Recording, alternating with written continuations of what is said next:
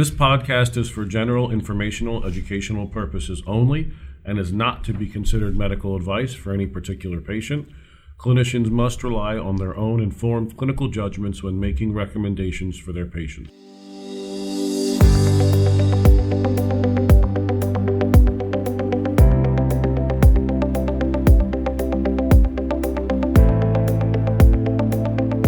Welcome everybody to another episode of PHM from Pittsburgh. I am your host, Dr. Tony Tarchichi. I'm a MedPeds trained pediatric hospitalist here at UPMC Children's Hospital, Pittsburgh, in the Paul C. Gaffney Division of Pediatric Hospital Medicine. We are coming to you. It's March 2020, and we're talking about a topic that's, unless you've been on vacation and shut everything off, you cannot escape. COVID-19. We decided to go about this somewhat differently. We have two experts with us today as opposed to one because it's such a big deal. And second, we're going to really talk about some of the literature that's out there already. And this happened 2 months ago. You'd be surprised how much has been written and how much has been in the literature currently to go through, which was an unpleasant surprise for me. But to get us started, I'm going to introduce our guests right away. Again, I want to remind everybody that the University of Pittsburgh is giving you free CME credit for listening to this. So just go to the link at the bottom of the podcast. Please get your CME credit. So first, we have friend of the podcast, well-known to everybody, almost a co-host at this point, Dr. John Williams. Dr. Williams is a professor in the Department of Pediatrics at the University of Pittsburgh School of Medicine, the chief of the Division of the Pediatric Infectious Diseases here at UPMC Children's Hospital of Pittsburgh. And he's a director of the Institute for Infection, Inflammation, and Immunity for Children, or I4Kids. John, thanks for joining us. Tony, always a pleasure to be here. And we are very fortunate to have our next guest on here, first time on the show, Dr. Culler Freeman. Now, Dr. Freeman completed her MD and Ph.D. degrees at Vanderbilt University, where she earned her Ph.D. studying coronavirus, which is why we have her on, in the laboratory of Mark Dennison. She's our coronavirus expert in Pittsburgh.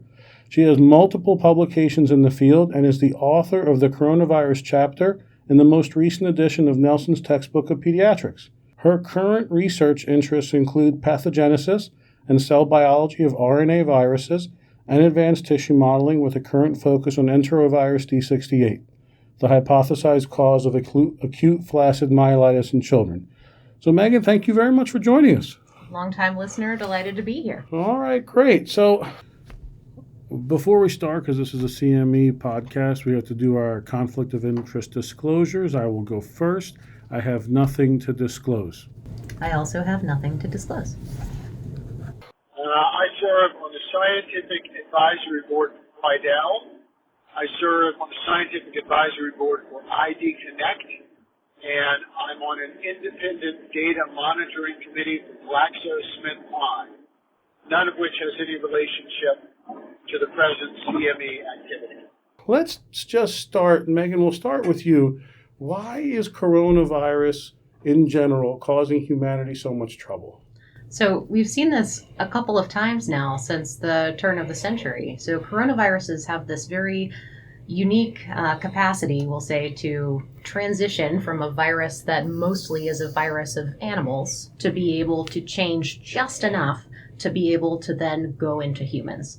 And a lot of times we think first about bats.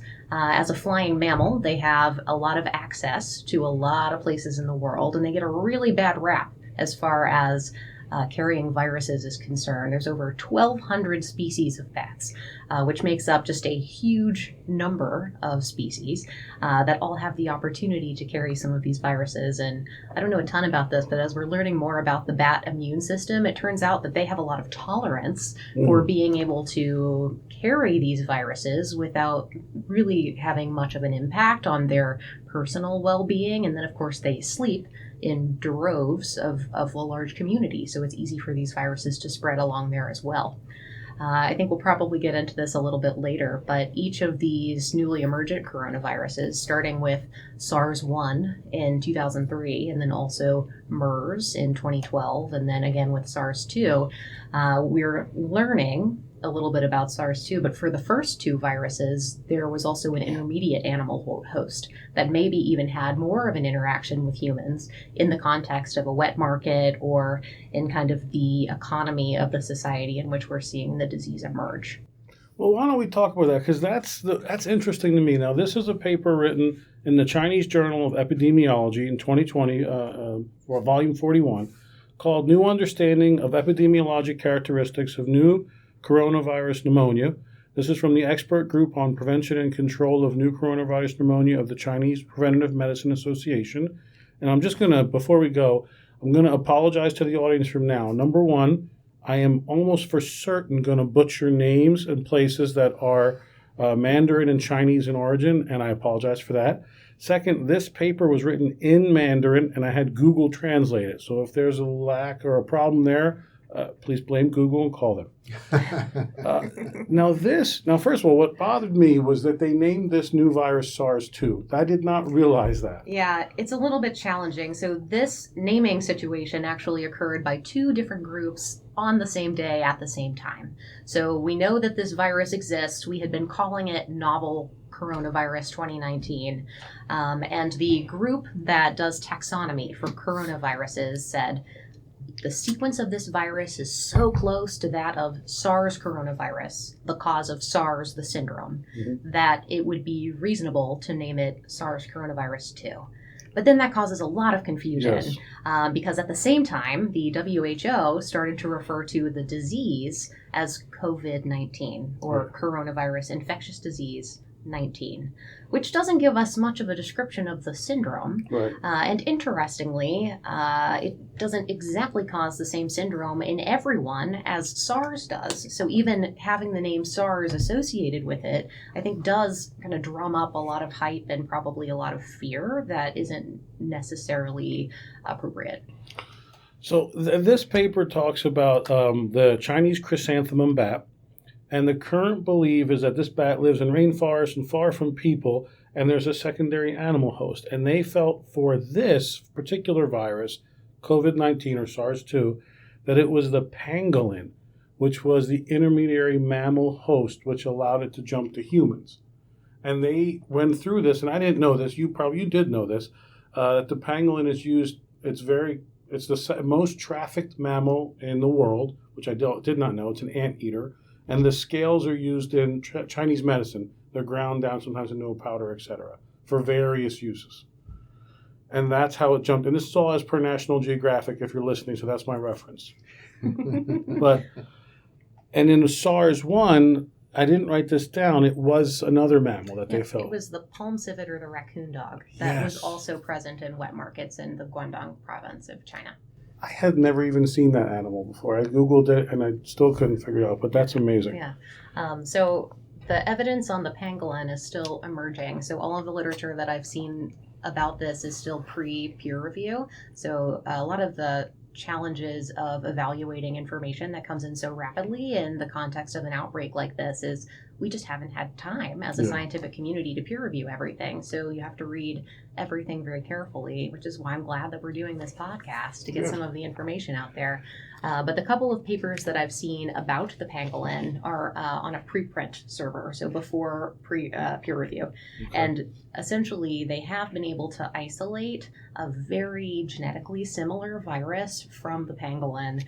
Interestingly, from some animals that were seized a couple of years prior to the outbreak even, in some of their kind of trafficking investigations.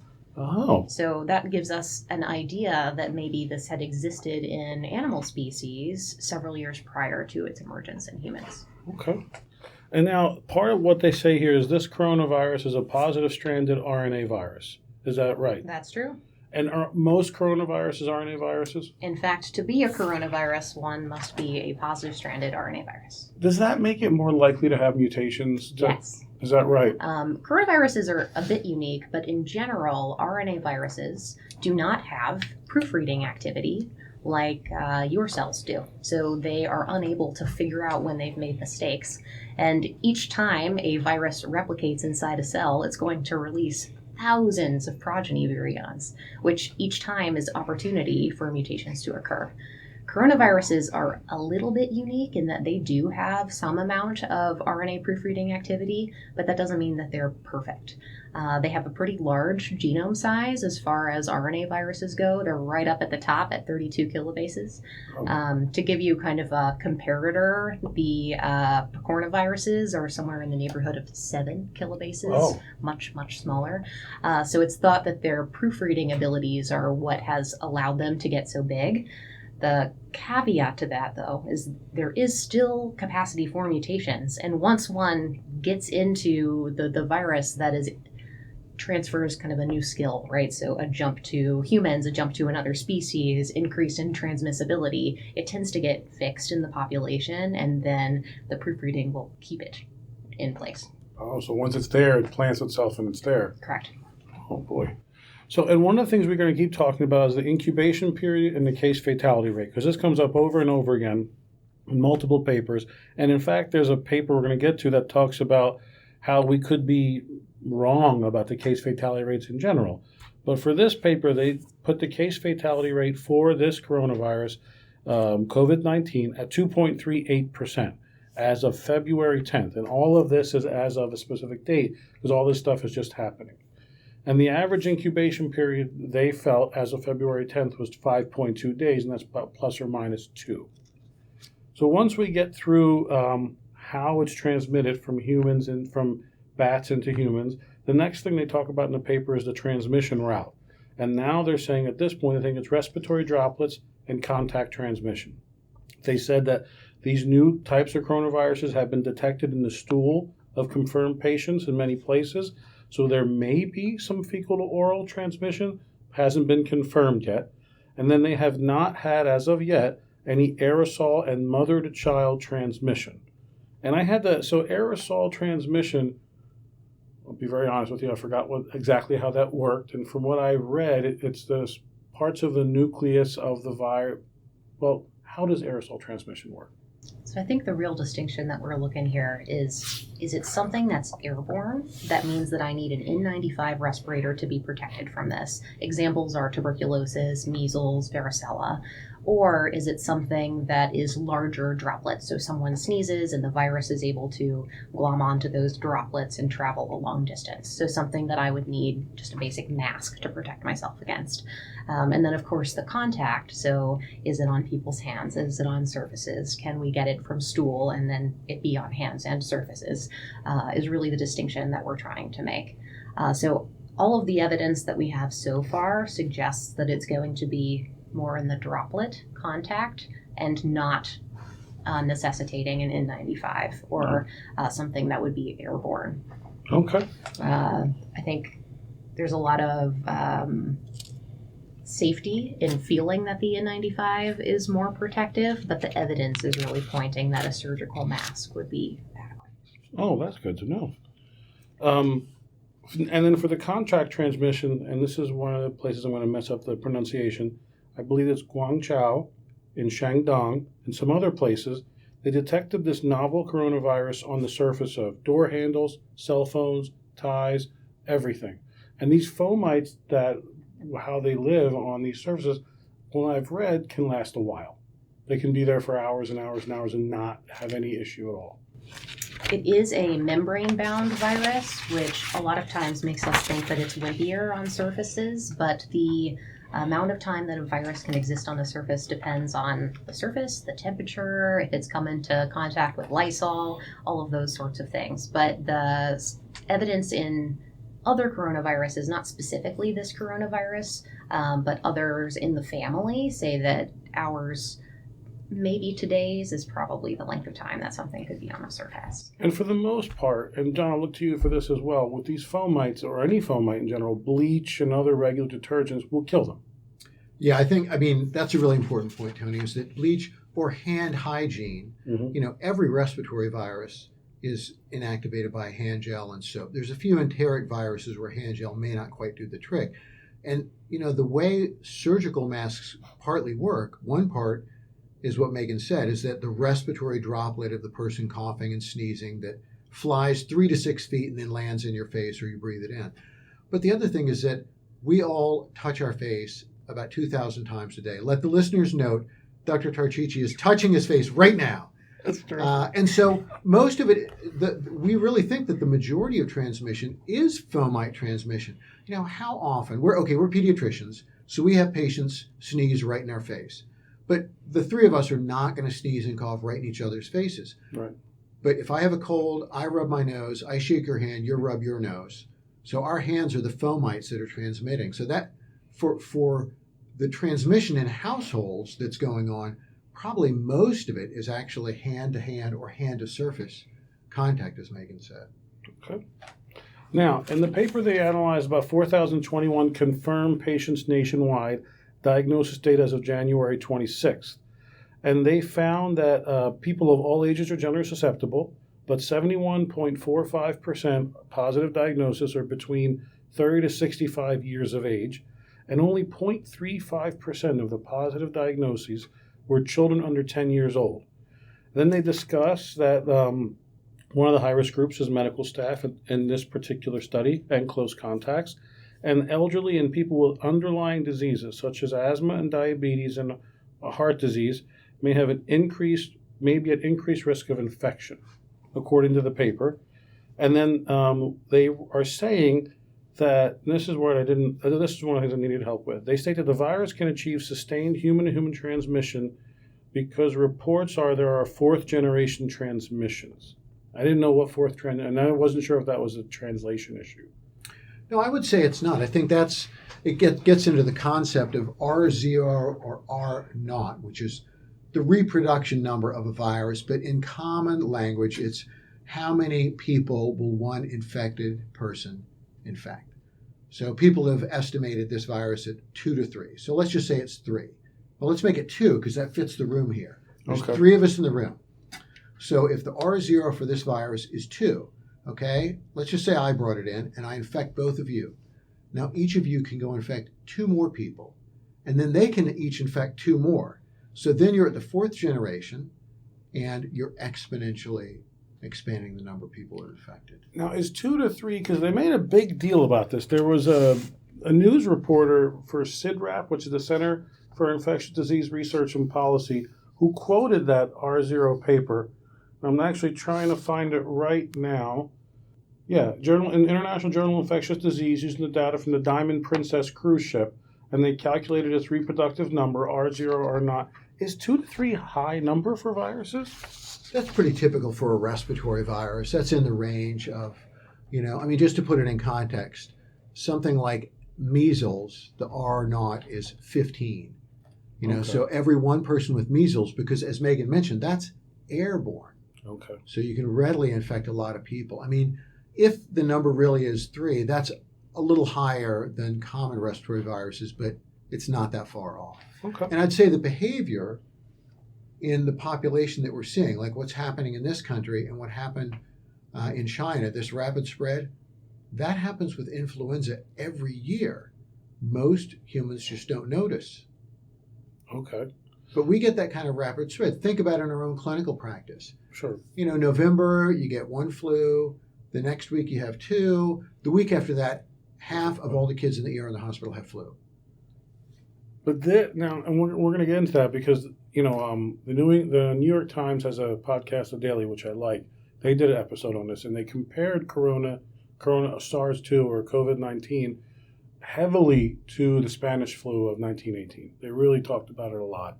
And so did John Oliver on his show.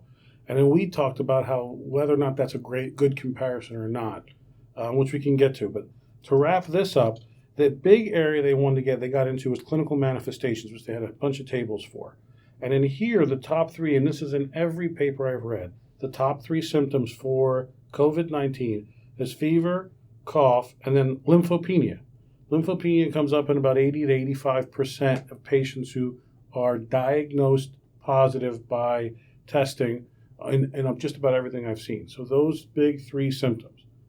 And then 50% of the patients on this study had a chest CT which showed ground glass opacities. Interestingly, diarrhea and vomiting were rare. 5% or less had any of those symptoms.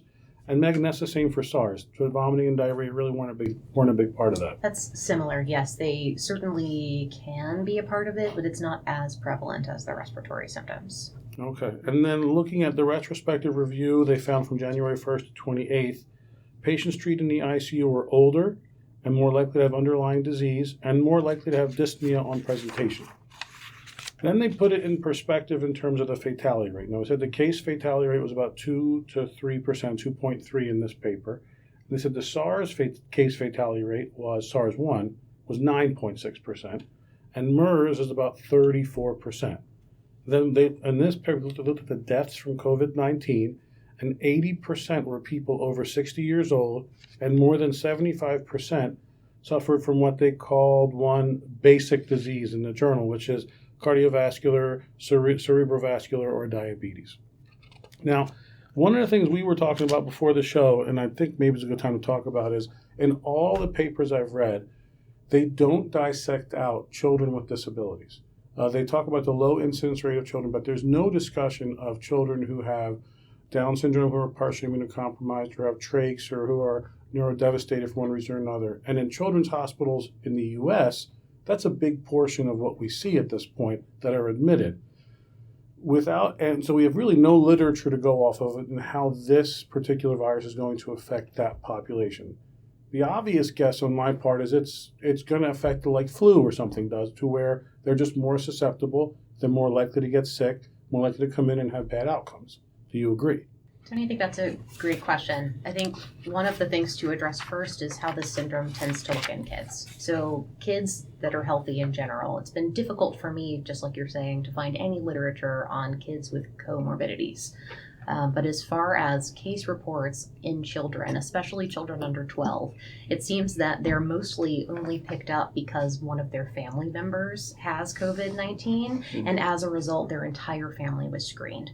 So some of the reports will have a child that has no symptoms at all. Some of them will have a short-lived, maybe 1 day of fever. Some of them will have a little bit of rhinorrhea and a cough. But in general, they all have done very well. It's been a very mild disease. And I'm guessing that we are vastly underestimating the number of cases that are in children just because they're tolerating it so well. And then this gives us some other things to think about in terms of children possibly contributing to spread of disease because they are going to school and feeling well and coming into contact with others, and maybe are not as polite about their secretions as adults might be. And then I think that also circles back to case fatality rate, because case fatality rate takes our number of deaths and divides it by the number of cases. And that is how we learn how many people are going to die of a disease. But if we don't know the true denominator, so we have no idea really how many people in the community might be infected with this disease, then it's difficult to estimate the case fatality rate correctly. That's a great point. And there's a paper I looked at from, here it is, Swiss Medical Weekly. From Badegay M. et al. I don't know if I'm pronouncing that right, but it's 2019 novel coronavirus estimating the case fatality rate, a word of caution. This is from February 7th. It says exactly the same thing. And they go into the argument that we may be underestimating because we're only seeing the severe cases, and maybe we're underestimating it or because deaths occurring early on in the outbreak may have been unclear and not attributed to COVID-19. So then looking at the data, you bring up a good point that we're seeing kids are not really significantly affected in terms of being in the hospital and being in those that are dying. But if they just have a sniffles for a couple of days, that's an entire winter. And, how to differentiate between RSV and flu and metapneumo and any of the other respiratory viruses that we see children often tolerate very well. And so then some of the public health measures being taken of closing schools if there's an area that's affected sounds very reasonable. Yeah.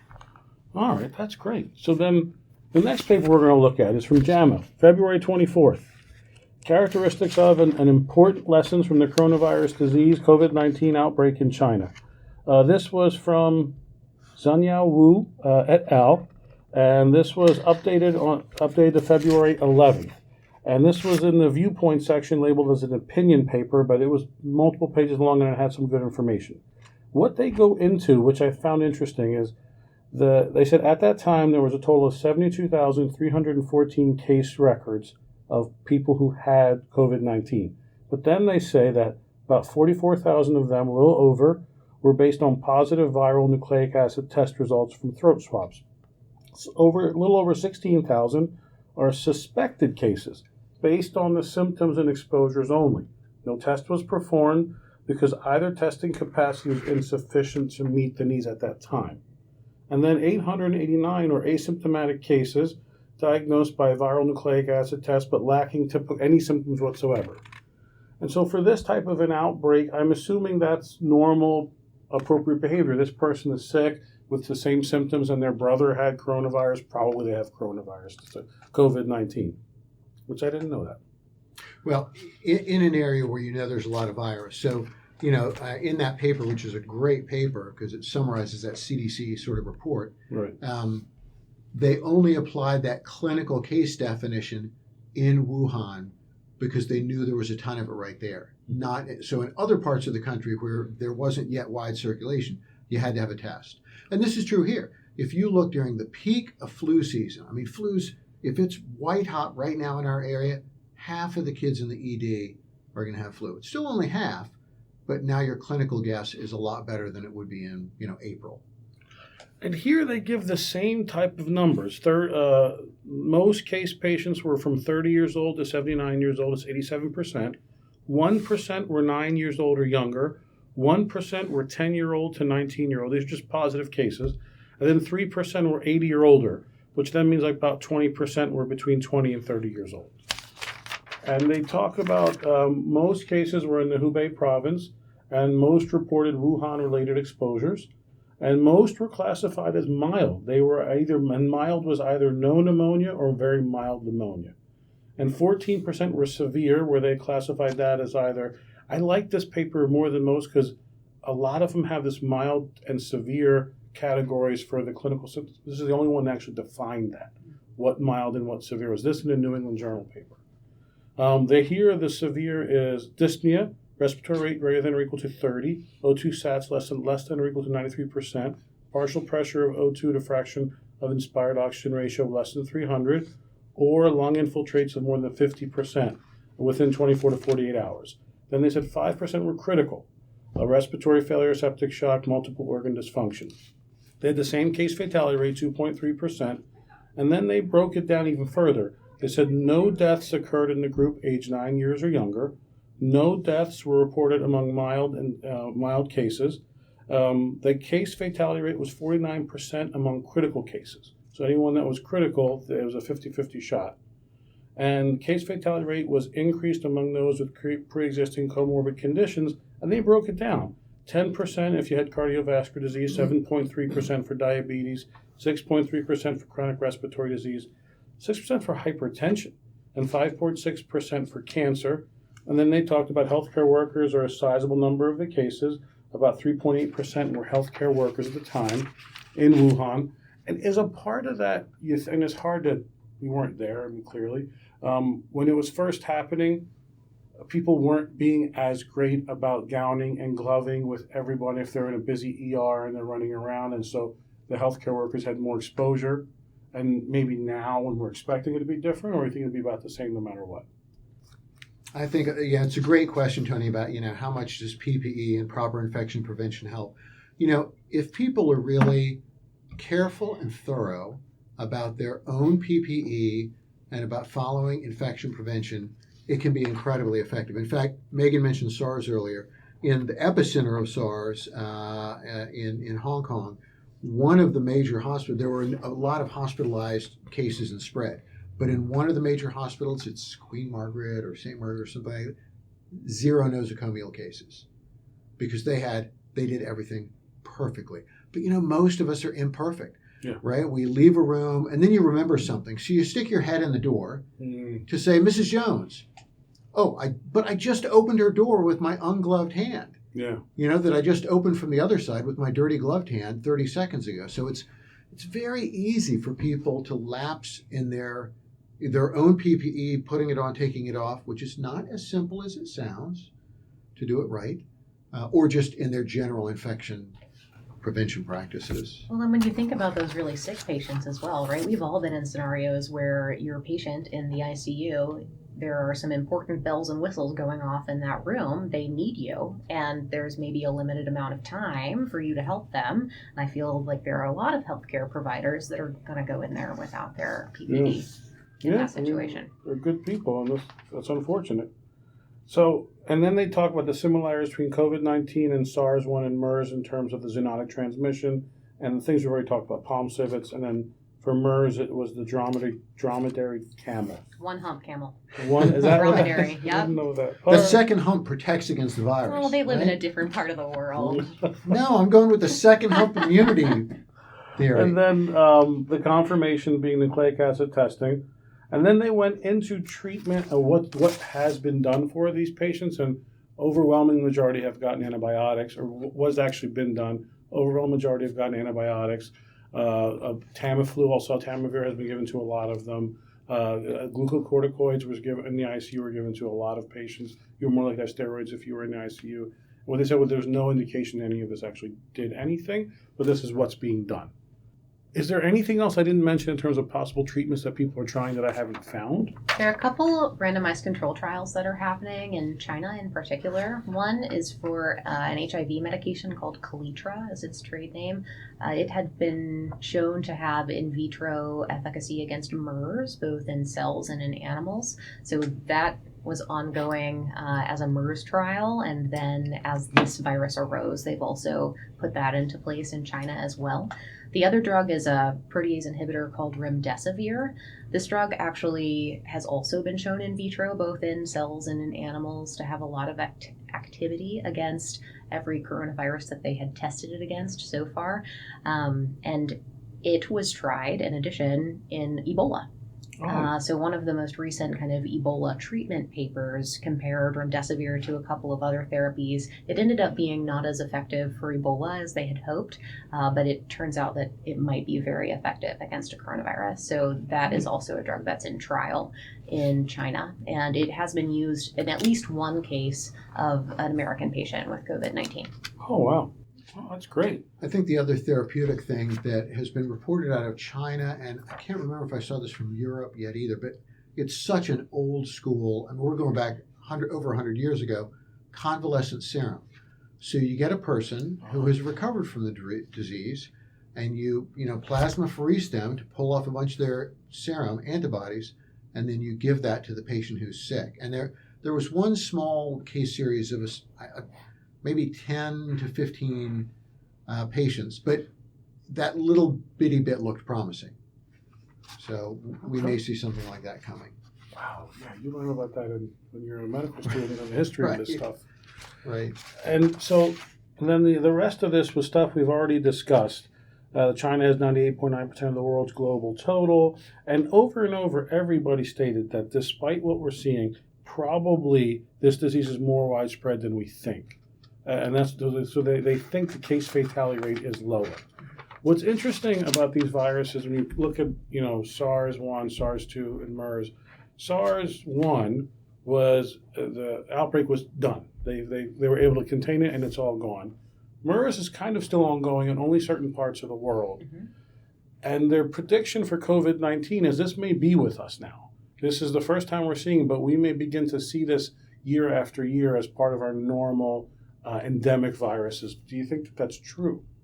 I think that's a really great question, and it's one that gets really to viral evolution, right? And how maybe a mutation that increases fitness, speaking as the virus in one way, so makes it more transmissible, makes it more deadly, maybe comes at a cost for one of the other sorts of attributes, right? So it seems that MERS is able to sustain multiple, say, camel to human events, but isn't as spreadable from person to person. And that might be why it has had such longevity and able to have kind of a smoldery sort of outbreak. MERS has only had less than 3,000 cases, and it's been ongoing since 2012, which is a great contrast to this virus, which has been going since the beginning of December, and we're already close to 100,000 cases. So this virus seems to be well adapted to be transmissible from person to person, and I think that is the key to why it is different than the others and might be with us for a longer time. Yeah, okay, that's great. Now, the next paper is the New England Journal of Medicine paper, which I did like a lot. It went over in great detail. I'm going to try to skip over stuff we've already discussed because the last one is a brand new paper that came out. This one looked at 1,099 patients with COVID-19 with lab confirmed from only in hospitals, which is why I like it for hospitalists. There's 552 hospitals in 30 provinces, autonomous regions, and municipalities in mainland China. This is from December 11th, 2019 to January 29th, 2020. And they went through what lab confirmed means. It's a high throughput sequencing real-time reverse transcriptase PCR assay of nasal and pharyngeal swab specimens. The primary endpoint was admission to the ICU, mechanical ventilation, or death. The secondary outcome was rate of death and the time from symptom onset until the composite endpoint and until each component of the composite endpoint. The incubation period they defined as the potential earliest date of contact of the transmission of the virus source to symptoms. And that's the first time they actually defined that in a paper, which I liked. They define fever here as 37.5 degrees Celsius axillary temp or higher. And then lymphocytopenia was defined as lymphocyte count of less than 1,500 cells per cubic millimeter. So yeah, the axillary temp, I'm assuming that's just easier done if you're in a mass situation of lots of patients pouring in. So that's why you lower, because we typically think of fever as 38 degrees Celsius, but that's oral. So this is acceptable. And easier to, in a setting like that, you're not going to have a million little plastic disposable, thermometer probe tips like we do. Right. So you're reusing the same thermometer over and over. So it's a lot safer to sterilize it between patients using axillary temperatures. And let's face it, you might miss a low grade, but if you're 102 under the arm, you're hot. You're hot. Yeah. And again, here, lymphocytopenia was present 83.2%, but we'll get to that. Go ahead. Well, I was going to ask Megan a question about that because, it's been my observation that in many studies that look at lab features of patients with severe respiratory viral infections, so this was also true of H5N1 bird flu, pandemic 2009-10, you often see this lymphopenia. I wonder if it's just a measure of this patient is very sick, because we've all seen that in sepsis. But is there anything, Megan, in the coronavirus virology or biology that makes it specifically affect white cells? Nothing in particular that comes to mind. I think my theory has often been, just like you're saying, it's just a marker of this patient is very sick. Okay. This is great. So the results of this paper agrees with a lot of the former studies. 3.5% of the patients admitted were healthcare workers. They have the median incubation period here is about 4 days. The median age of the patients in the hospital were 47 years. Again, only 0.9% were younger than 15 years of age. They initially put in about 7,000 patients with COVID-19, but then they weaned them down because of specific criteria for the study to 1,099, because that's were the ones they were able to get the significant clinical data they wanted through a big chart review. So fever was present in 43.8% of the patients on admission, but developed in 88.7% during the first 24 to 48 hours of hospitalization. And then the second most common symptom, again, was cough. The least likely symptom, nausea and vomiting, which is less than 5%. 23.7% of patients had at least one coexisting illness. Example they gave were hypertension and COPD. And the presence of any coexisting illness was more common among patients with severe disease than among those with non-severe disease. But the discrepancy here wasn't that big. 38.7% were in patients with severe coexisting illness with severe disease, but 21% for coexisting illness with non-severe disease. I just thought it'd be bigger. I was unhappy with how small it was. That's kind of worrying, because if you flip that on its head, like roughly 40% of patients had underlying disease, that means 60% of patients don't have underlying disease. Yeah. That's how I took it, because I don't have underlying disease. Because I'm in that group. So it's thinking about me. Like I'm in that age group. I don't have underlying disease, but I'm definitely in that age group. So, and here they really didn't discuss severe and non-severe categories and how they actually categorized them, but the previous paper did. And Even here, among the hospitalized patients in this study, 926 of them were classified as non-severe, so the majority, and 173 of the 1,099 were classified as severe, and patients with severe were older by at least 7 years on average to those who were non-severe. Again, they went through, there's a table of all the lab abnormalities that they went through, which they were very thorough. The most common thing that everybody had was an elevated CRP, which again is not the most helpful. The thrombocytopenia was in 36.2%, leukopenia is in 33.7%. We talked about lymphocytopenia. Then they talked about the imaging.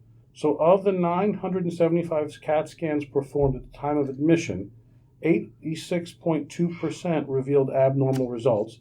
The most common pattern on chest CT were ground glass opacities, that was 56.4%. Then bilateral patchy shadowing, which was 51.8%. First of all, I did not know they did that many CAT scans for patients admitted. That's almost every person admitted. That's almost everybody admitted. Wow. Yeah. And no one was lost to follow-up. The mortality rate in this study was 1.4%, which is better than the other studies. But they quickly said in their discussion that it's a small sample size. It may be skewed somewhat. We would use the mortality rate from other studies, but this one was smaller. The patients did better. So it just kind of reinforces, if you're looking for a patient with this, it's fever and cough and maybe lymphocytopenia. And if you want to do any type of a test to really help, it seems like a CAT scan. In every study talked about CAT scans. Chest showed the ground glass opacities, this bilateral patchy shadowing. But if you're thinking this could be COVID-19, I'm going to take a guess, John, and say you want to be called about a patient. Well, so I think at every institution, so all of your listeners at their institutions, I will pretty much guarantee they have policies about this that generally follow the state Department of Health policies, which follow the CDC policies. So like here at UPMC, it's not ID, it's the Wolf Center that handles these sort of screening kinds of, so I think that's one thing, is that if people have a patient in the hospital, the CDC term is PUI, person under investigation. All the testing is kind of going through the health department, and each institution will have their own policy on that. I think, so that's my, public health infectious disease hat. From the clinical infectious disease hat, we don't have specific antivirals yet. Megan mentioned, some trials that are coming. So, if you don't think you need me to take care of that patient with pneumonia, Tony, which most of your patients with pneumonia, you don't need me, then you don't really have to call me now. Yeah. But I think, like always, if it's really complicated, and if one is struggling with, boy, should I add antibiotics thinking about a bacterial secondary infection, or is it just viral? It's often helpful to have a colleague think through that, and this is the kind of thing we think about all the time. And it seems like if the literature bears out and what happened in China happens here in terms of the demographics of the patients affected, children's hospitals may not see a big increase, with the caveat that we don't know what's going to happen to our medically fragile patients that we take care of. I agree. I think it's difficult to know what kind of a case burden we would have in children, and it might be a situation where someone calls from home, says, hey, mom has been diagnosed with COVID-19. Should we test the family? Everyone else seems to be fine. And that's something that, at least in our county, I think the health department is going to help us with. Just because you are a contact of a case, if you're not ill, you don't need to come to the hospital. Right. Now, here's the question I've been dying to ask, because this goes into a little bit of my craziness in terms of not getting my family infected. So I'm gonna tell you the truth of what I used to do. When my kids were first born, I was a little aggressive on making sure I don't bring them a nosocomial infection. So when I would get to the door of the house, I'd close the door clearly so the neighbors didn't see. I would strip down. I don't know if I like the image that's coming to mind here. I would run to the shower and I'd launder my clothes.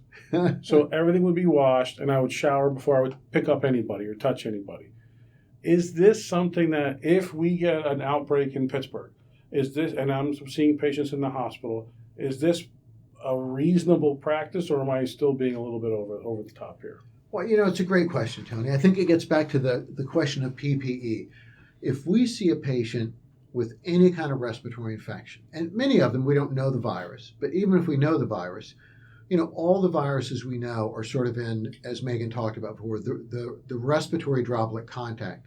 So if I do everything right when I go in that room, if I put on my gown, gloves, and mask properly, and then I take them off properly and do hand hygiene, there should be no virus from that patient on my hands or clothes. So if you do everything right, then yes, stripping down naked and running to the shower, while perhaps fun and stress relieving, and I'm not discouraging that, wellness is key, but is probably not necessary. But I really like the point Megan made also. I was an ER doc for a few years, and I went to work in scrubs. And, we weren't putting on gowns, and, God knows what I was covered with by the end of a shift. Mm-hmm. And so I think, if you work in that setting where your clothes are likely to be tainted, yes, I think that's prudent. Most of these viruses can't survive very long on porous materials like cloth or paper. But as Megan mentioned, all the respiratory viruses, including coronaviruses, they can hang around for a while on non-porous materials like stethoscope, watch, doorknob, elevator button, etc. So now, one of the interesting parts that I read was the thought, we've talked this before, that vaccines take a while to create for anything. But Bill Gates wrote a perspectives article in the New England Journal of Medicine this past week. And one of the things he discussed was how to speed up the process of making a vaccine, and that he expects a vaccine around June, July, which I thought was a bit fast. But then back in that same SIDRAP news article by Stephanie Sauchery, she talks about, and this was done in February 24th. This says also 2 groups announced major developments in COVID-19 vaccines. China's Clover Biopharmaceuticals is partnering with GlaxoSmithKline on Clover's protein-based coronavirus vaccine candidate, COVID-19 S-Trimer, according to a news release from GlaxoSmithKline. And the University of Queensland in Australia announced the vaccine candidate is ready for proof of concept study just after 3 weeks in development. So, could Bill Gates be right? Could we potentially see a vaccine by June? I think it's unlikely, but it could probably be quicker than people think. I do have to point out 2 things. One, Tony Fauci, the director of NIAID for nearly 30 years and one of the smartest ID docs in the world, he thinks it'll be a year and a half. And okay. He's been in this game for a long time. And just as a plug, for our local colleagues here in the Center for Vaccine Research at the University of Pittsburgh are also working on vaccines for the new virus for COVID-19. Paul Dupre is the director of that center. They're literally hard at work right now. I think, there are a lot of different ways that we make vaccines. Live attenuated, inactivated killed, protein subunit, vectored, where you take a harmless germ and stick the antigen from the germ you want in it. So all of these approaches are pretty standard, and in fact, they're used in all the vaccines that are currently licensed. And this is an area where Megan's worked with her former lab. Because of SARS and MERS, people developed specific vaccine strategies for coronaviruses based on these different platforms. So all these people have all these, Dremel tools everywhere, and they just got to take off the SARS head from the Dremel tool and pop on the COVID-19 head. But if we had a vaccine in our hand right now, okay, first I got to test it in mice or rats, and that's going to take probably at least 2 months there. I immunize them, I boost them in 2 weeks, measure their antibodies, then I challenge them. Well, that's a month gone before I find out if it works. And if it didn't work, I got to start all over. And then finally, I get through all my rodent stuff, pretty much have to do a non-human primate, some kind of monkey next. Same thing. Immunized, wait, check their immune response, challenge them, see if it works. So before you even get to the human trial, you're probably looking at 3 to 6 months to be able to do that phase 1 human clinical trial. Ebola was different, but you had lots of people dying right there on the ground. And so people were much more willing to move this, potentially life-saving vaccine right there into phase 1, right in the field. I think that's unlikely to move that quickly for this virus. Megan, for SARS or MERS, those viruses have not exploded, but how far into the human trials did those vaccines get?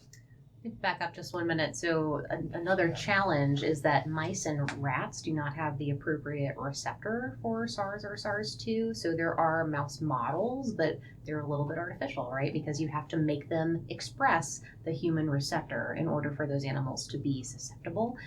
We have a little bit more success with native receptors in non-human primates, but those animals are expensive and harder to obtain and all of those sorts of things. So just an additional struggle.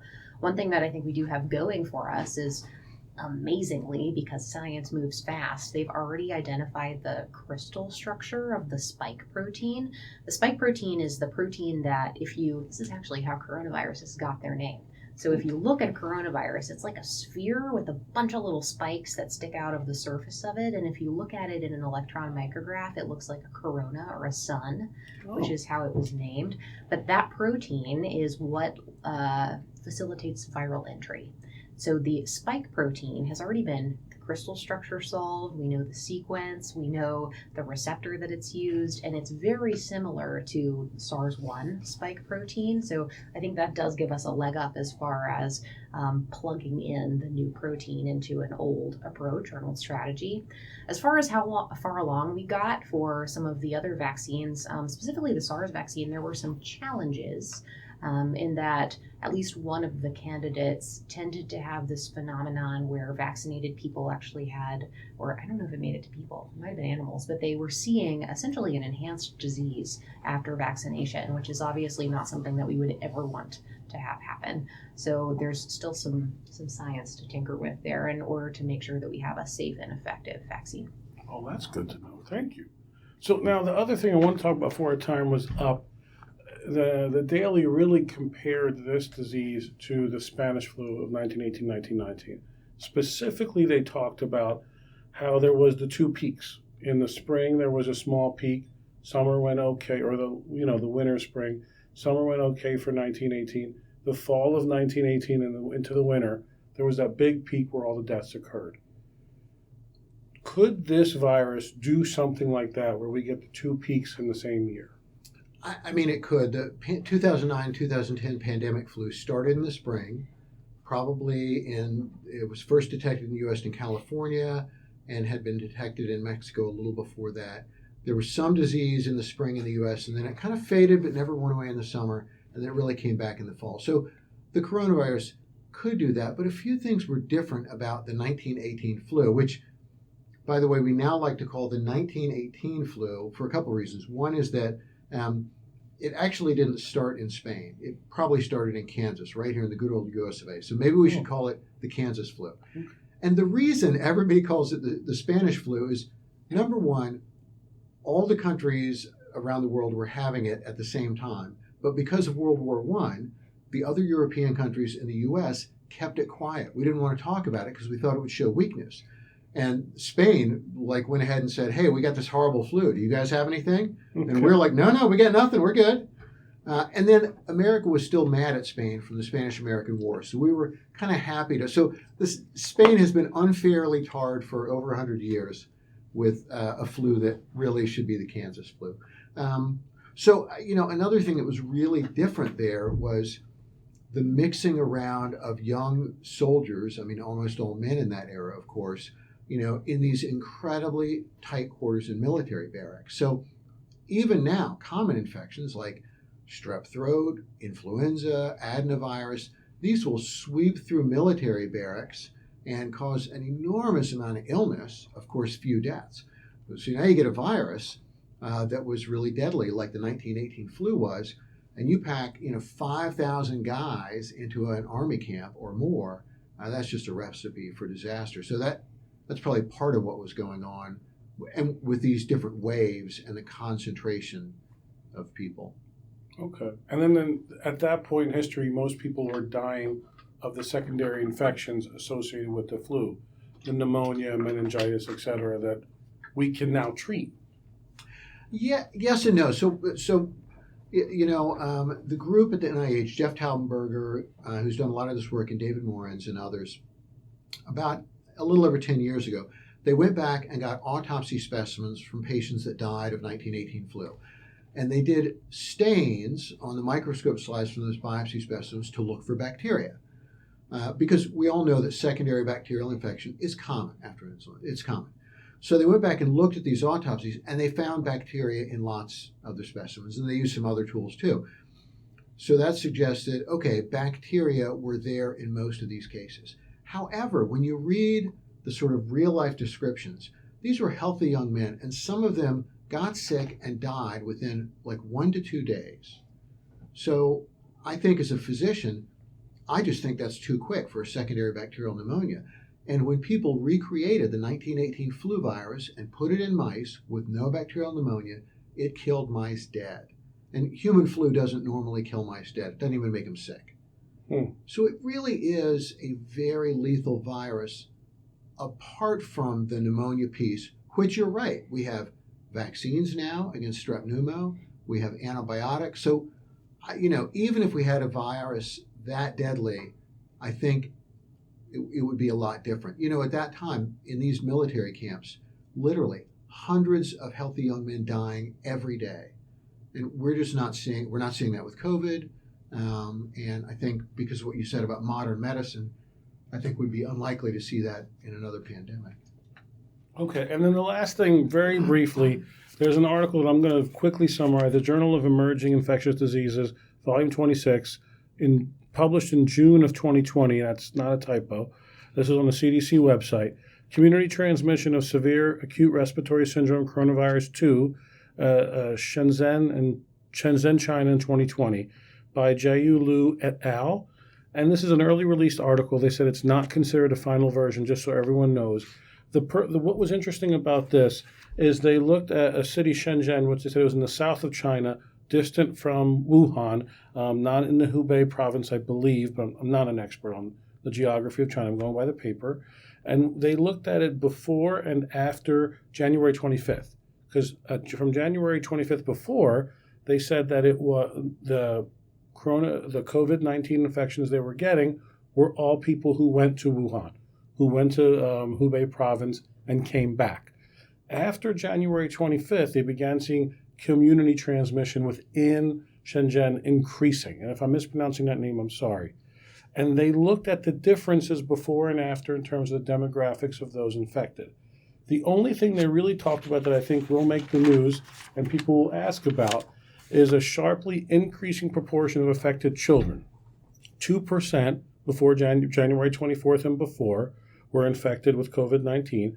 And then afterwards, it was 13% from January 25th to February 5th. And that was statistically significant. But again, it's a very small time period. They talk about that. They talk about the fact that more people were being tested at that point, which may increase what you're finding. And they did not discuss there wasn't any increase in mortality of those children or severe consequences. So in case people see that, and Megan, would you agree that the finding's interesting, but their description makes sense that this may not really mean much for us? No, I think they perfectly laid out sort of the caveats to why that difference may or may not be. But I think it really boils down to who are we testing. Okay. I think that this was great. I really appreciate you guys coming out. I hope for those of you listening, I hope you enjoyed the review of the literature. We did our best to kind of go over it. Is there anything, Megan, I'll start with you, anything we didn't discuss that we should have or that you wanted to bring up? I think we covered about all of the points that I wanted to make.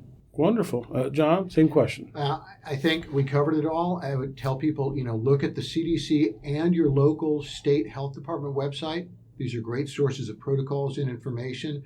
And I think if people, remain calm and use common sense, like this is a severe, spread, and older people are going to get sick and die. But fortunately, as pediatricians, a lot of our patients are well, and it's not 1918, so let's all take a deep breath. All right. Well, thank you both for joining me today. I really appreciate it. Thanks for having me. Pleasure to be here, Tony. All right, everyone. I hope you enjoyed that.